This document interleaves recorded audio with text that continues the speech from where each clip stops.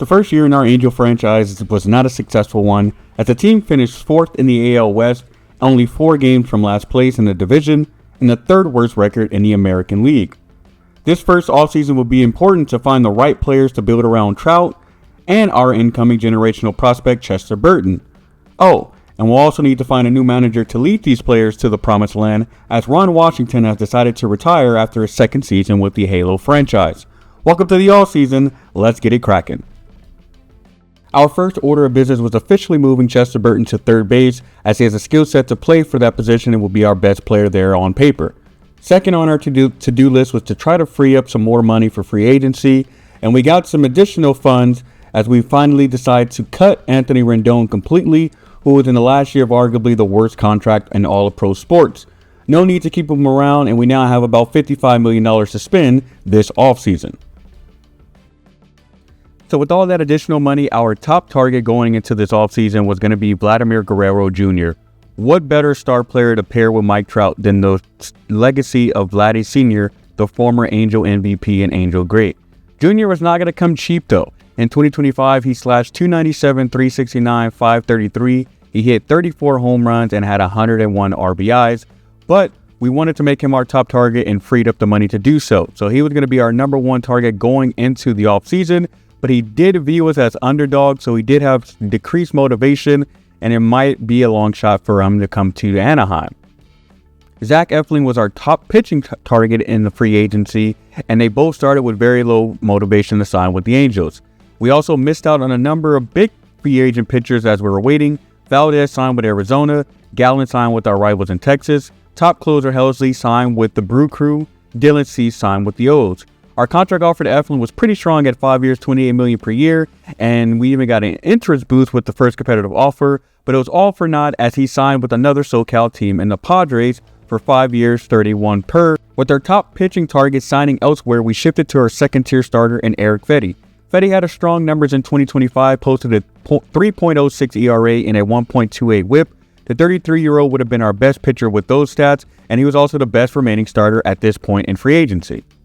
Next, in the Rule 5 draft, we continued to try to boost up our pitching staff, and we decided to select a reliever in TJ Antone from the Cincinnati Reds organization. Antone came in as our 3rd highest rated reliever, and he has yet to get a real chance to prove himself in the majors, but would get every opportunity in the Big A. He's got some decent stats, and at beat potential, he still has some room to grow, but yet he's 32 years old, so not quite sure how much he is going to grow here. But again, we're just looking to get some better arms into the bullpen. At this point, we were ready to make a contract offer for Vladimir Guerrero, and we started off with an 8-year, $32 million per contract, which I was very confident about, as it was also the very first competitive offer to him. However, we were quickly prompted with a now or never contract, as he was close to making the decision, and this had me worried. Who could top our last deal at that amount? So I kicked up an extra year at the same price and sent the contract over. After, he made his decision, and Vladimir Guerrero Jr. decided to sign with the Arizona Diamondbacks, and he took a 6-year deal at $29 million per year, less years and money that was our offer. My guess is he wanted to play with a definite contender, and the D-backs were just a number 2 seed in the NL playoffs while we were under 500. With both our top pitcher and position player off the board, I wanted to get our second-tier targets to sign quickly. We offered Fetty a 2-year, $22.5 million per year to come to SoCal, and he ended up making the decision and signing on to come play for our Halos in SoCal. With a potential quality starter on board, I then shifted my focus for a hunt for a bat in our lineup. We then shifted to first baseman Jonah Bride, who had a great season with 17 home runs and an OPS of .845, much more power upside than Sean Newell is offering us now. Bright also had a very low contract demand considering the season that he had. We offered him 3 years, $2.5 per, and he ended up signing for that deal. But the move to shock the baseball world was Kyle Tucker deciding to sign with the Evil Empire and the LA Dodgers. Somehow they can afford to pay him $38 million per year over the next 8 seasons. Wow. Outside of some small signings to get some depth, we decided our last impact deal came way via trade when we were looking for an outfielder to push Adele for playing time. We landed on left field Matt Vierling. He has one more year left to team control, and at 29 with beat potential, one good year could turn him into an everyday player. we decided to ship Denzer Guzman and Sandy Gaston to Detroit in return. So going into Season 2, our lineup will be constructed like this to start. Here with their spring training stats, newcomer Bride will DH and hit in the 4th spot behind Trout. Adele and Shawnuel will get chances to start early, but a recent addition of Vierling and Ryan Noda, who had a very good spring and a decent time in the majors last season, will push them for playing time. Lastly, number 2 overall pick, Chester Burton, will be on the opening day roster, batting 9th after an impressive spring training, hitting .297, 3 home runs, and 12 ribbies, keeping the halo way of promoting draftees quickly. Now, if he struggles in the first few weeks, we will happily send him down to the minors to refine his skills, but really excited about him being part of our major league roster to start this season.